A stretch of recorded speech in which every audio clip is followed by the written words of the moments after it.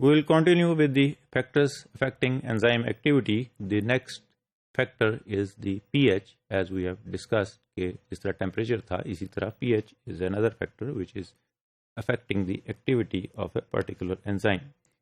The pH optimum varies for different enzymes. जिस तरह हमने optimum temperature कहा था इसी तरह हर particular enzyme की एक optimum pH है जिस पे वो most effective होता है. The pH at which maximal enzyme activity is achieved is different for different enzymes and often reflects the concentration of hydrogen ions at which the enzyme function in the body.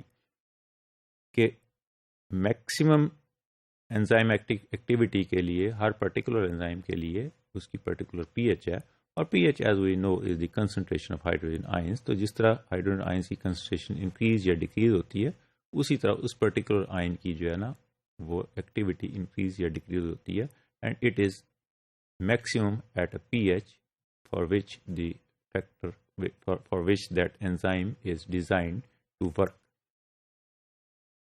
For example अगर pepsin है which is a digestive enzyme in the stomach is maximally active around pH 2. अब stomach की pH क्या है वो 2 है. तो अब इस एक्सट्रीम पीएच के अंदर अगर हम कोई ऐसा एंजाइम डाल देते हैं जिसकी जो ऑप्टिमम पीएच है वो 7 है तो वो डीनेचर हो जाएगा. So pepsin is a particular enzyme which is having a maximum activity at pH 2, whereas other enzyme designed to work as neutral pH are denatured by such an acidic environment. जो design हुए हैं ऐसे enzyme जो neutral pH पे जिन्होंने act करना है तो वो इस हाई पीएच पे 2 पे जाके डीनेचर हो जाएंगे. जिस तरह हमने देखा था कि जहाँ जो है वो टेम्परेचर इंक्रीज हो जाता है जिस तरह 37 के लिए जो डिज़ाइन हुआ है एंजाइम वो अगर 60 डिग्री पे जाएगा तो अल्टीमेटली डीनेचर हो जाएगा और उसकी एक्टिविटी फिर नीचे आ जाएगी. इसी तरह जो डिज़ाइंड एंजाइम है फॉर 2 pH अगर उसको हाई उस पे दे देंगे तो वो भी इनएक्टिवेट हो जाएगा और इसी तरह जो एंजाइम न्यूट्रल पीएच के लिए है उसको हम लो पीएच दे देंगे तो तब भी वो डीनेचर हो जाएगा. Another example is that there are 2 phosphatase or 2 types of phosphatase in the body. One is the alkaline phosphatase and the other is the acid phosphatase. The one that acts in the alkaline pH is called the alkaline phosphatase, and the other which acts as acidic pH or at acidic pH is known as acid phosphatase. तो phosphatase enzyme है, एक acid phosphatase है एक alkaline phosphatase है, तो दोनों की जो है ना वो पीएच जो अफेक्ट कर रही है उसकी एक्टिविटी को वो डिफरेंट है. This diagram shows the different enzyme. For example हमने कहा था स्टमक में तो पेप्सिन जो है वो हमने कहा था अराउंड 2 इसकी मैक्सिमम एक्टिविटी है. अब इसकी अगर हम पीएच बढ़ाते बढ़ाते यहाँ 14 पे ले जाते हैं तो ये क्या होगा, ये इसकी एक्टिविटी रिड्यूस होनी शुरू हो जाएगी और यहाँ पे जाके बिल्कुल 0 हो जाएगी. इसी तरह सेलरी अमाइलेज है उसकी जो ऑप्टिमम एक्टिविटी है वो pH 7 पे है. So this is the 7 pH is it's optimum pH for its activity. तो उससे पहले भी इसकी एक्टिविटी रिड्यूस्ड है. जो जो pH बढ़ती जाएगी हाइड्रोजन आयन कंसंट्रेशन इंक्रीज होती जाएगी तो उसी तरह इसकी एक्टिविटी बढ़ती जाएगी. लेकिन अल्टीमेटली इसी तरह जो ही इसकी pH हम 7 से जो इसकी ऑप्टिमम है उससे और ज़्यादा बढ़ाते जाएंगे तो ये डीनेचर होता जाएगा और यहाँ पे जाके 17 पे जाके हम देख रहे हैं 14 पे हम देख रहे हैं कि इसकी एक्टिविटी ऑलमोस्ट निल होगी. Similar is the case with the arginase of the liver. The effect of pH on the ionization of the active site. अब pH क्या करती है कि एक्टिव साइट के ऊपर आयोनाइजेशन करती है डिफरेंट अमाइनो एसिड्स की. The concentration of hydrogen ion affects reaction velocity in several ways. किस तरह ये एक्ट कर रही है? Firstly, the catalytic process usually requires the enzyme and substrate have a specific chemical groups in either an ionized or an unionized state in order to react.